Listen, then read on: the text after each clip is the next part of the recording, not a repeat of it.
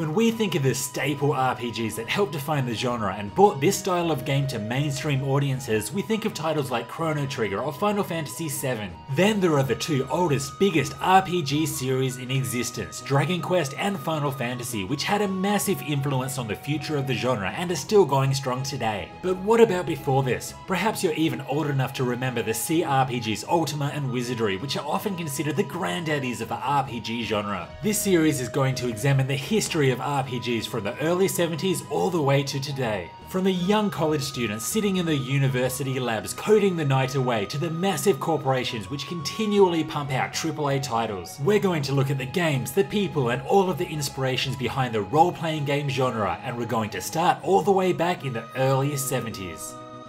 To get a proper understanding of the origins of the genre, we need to take a look at the fantasy tabletop RPG Dungeons & Dragons. This insanely popular game was originally designed by Gary Gygax and Dave Arneson and first published in 1974. The first publication of this is commonly recognized as the beginning of RPGs, as it inspired many of the video games that were released throughout the 70s and 80s. Fun fact, the name Dungeons & Dragons was chosen by the creator Gygax's 2-year-old daughter after being presented with several possible choice in names. Who would have thought that this single decision made by a 2-year-old would still be echoed around households nearly 50 years later?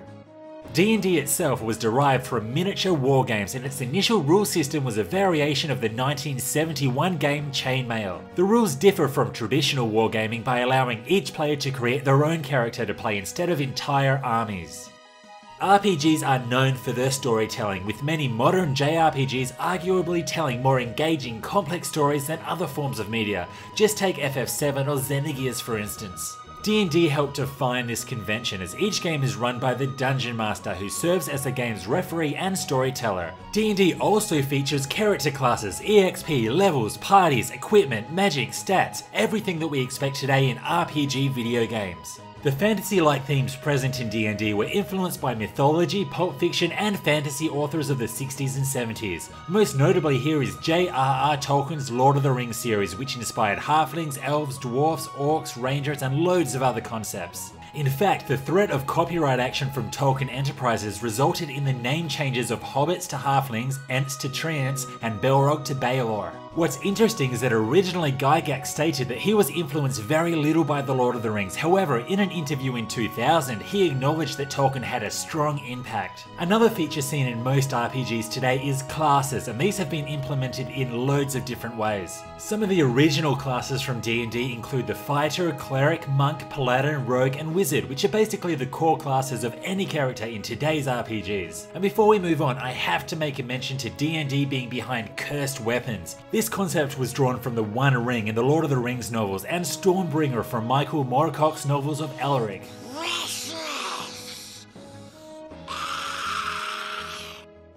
During the mid-70s, the rise of Dungeons & Dragons inspired a load of text-based games. Many of these were coded at university labs using video terminals, as they were the cheapest means to access and interact with expensive, powerful mainframe systems. The majority of these early text-based adventures lacked the ability to save. This was due to gaming sessions being brief, as well as limitations to hardware and costs. However, a lot of these games were open source, and this resulted in game developers continually building on the game's code, making them more complex and longer. Thus, the need to save your game became a necessity. The leading example of this is Don Wood's revision of the 1976 text-based adventure game Colossal Cave Adventure, which was later renamed to simply Adventure. This revision saw expanded gameplay, story, and the ability to save your progress. Colossal Cave Adventure is the first known work of interactive fiction and contributed towards the role-playing and roguelike genres. It basically has the player exploring a mysterious cave rumoured to be filled with treasure. Navigation and interaction were done with 1 or 2 word commands such as go south and yes. The program itself acts as a narrator and describes each location and scenario and provides the player with options, much like the Dungeon Master would in a game of D&D.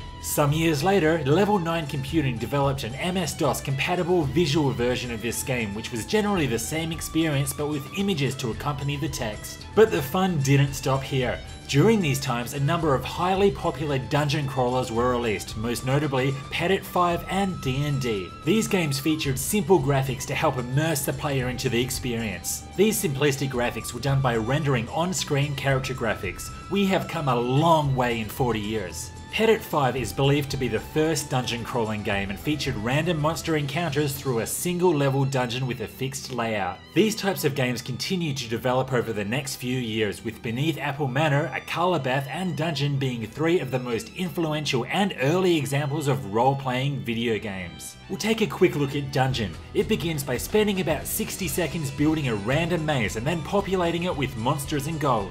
The confines of the maze reveal themselves square by square as you travel through them in a multiplayer party. Yep, we've definitely come a long way. Other popular RPG-like games of the decade include Orthanc, whose name is inspired by Saruman's Tower in Lord of the Rings, Avatar, and Moria, which is yet again inspired by Tolkien's work, as the objective of the game is to kill Balrog within the mines of Moria. All of these were developed and became popular on the Plato system, and all laid the foundation for two of the biggest Origin RPGs, Wizardry and Ultima, which we'll have a close look at in the next episode. As you can see, the 70s were a busy time for programmers in the USA and for the RPG genre itself. But what was Japan doing during this time? The Land of the Rising Sun has always been well known for the consoles, and this is what defined them during the 70s. While university students in the USA were coding text-based D&D games, larger corporations in Japan were releasing consoles and arcade games. For instance, Japan's first home video game console was Epoch's TV Tennis Electro Tennis. This was basically a Pong game with an excessively large controller and seemingly never-ending beeps. This was followed by Nintendo's first ever console, the Color TV game. This series of home consoles featured games like Pong, Block Breaker, and a simple top-down racing game. A couple of years later in 1978, the arcade release of Space Invaders would mark the first major mainstream breakthrough for video games in Japan. Its success marked the beginning of the golden age of arcade video games and resulted in arcades popping up in shopping malls, movie theaters, restaurants, bars, and even grocery stores. But with their popularity, there wasn't really much that resembled anything to do with RPGs. Not yet anyway, not until the 80s.